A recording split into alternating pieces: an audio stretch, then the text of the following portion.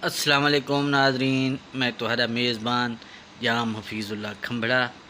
ते तुसां दे पियो HK TV 70 ते अज मैं अपनियां सारियां कटवाएं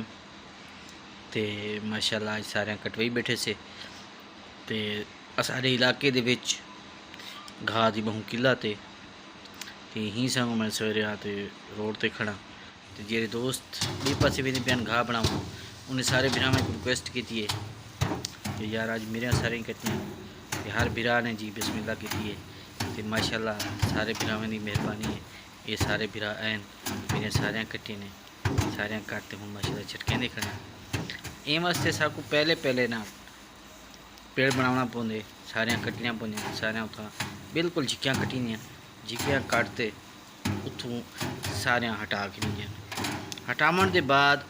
उतना एक वड्डा जिहा टपाला विछी कि बई सारी ज़ायो ना थी वे जरा टपाला विछीज वेंदे उनके उत्ते ड्रम रखे हुए बल जरा ड्रम रखी ने तो भला हर बंदा छोटिया छोटिया पूलियां बने दे ते उन्हें को छिटकण शुरू कर देंगे क्योंकि सारी जिमें धक्क लगते सारी तले ढह भी गिरांदी है जरा सारी तले ढह वेंदी है तो बल जरा उनके बाद उनको पलाल बन वेंदे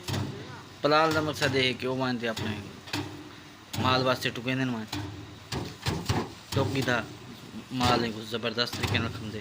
क्योंकि चारा बहु अच्छा बन वेंदे तो ही सागू पहले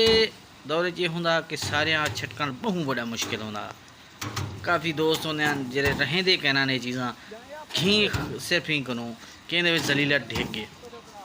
लेकिन हूँ बहु आसानी थी गई ठीक आसानी थी गई क्योंकि हूँ हर बंदा ही आपे आ वेंदे बस आखण देर होंदी है कि यार अज मेरी कटाई थी होनी है तो हर दोस्त अपने माल वास्ते घाह बनाना आते क्योंकि सारा देहात का इलाका है देहात के इलाके अक्सर तुम देखते हो कि हर बंदा ही अपने घर के 2 जानवर 3 जानवर पाली खड़ा होंगे हर बंदा ही पाल करते जो जानवर पाल घाह भी तो जरूरत पौंदे जो घाह जरूरत पौंदे तो मतलब वो हर जिथा सारी लभी उतों मांजो घाह बने दे आसानी 2-4 घंटे कापी दो सारी वो छटक चाह या 2 चारा बन क्योंकि भों तो हम पुजा नहीं देता भों तो बन खड़े तकरीबन 600-700 रुपये मन वो तुड़ी कितों अफोर्ड कर सकते गरीब बंदा ही संगू सारी बेहतर है बल सारी दे विच जिमीदार को बड़ा फायदा है कि यार उनकी मुफ्त छिटकीज वेंदी है कोई जलीलत कहनी थी होनी पौंदी छटक ते थी वेंदी है तो हुण तुसां एक बिरा मेहरबानी करे सो ते सारे HK TV 70 को सब्सक्राइब मेरे सो घंटी का बटन जरूर दबे सो ते अपने बिरा जाम हफीज़ुल्ला वास्ते दुआ करे सो कि अल्लाह मेरे को जल्दी सेहत रहे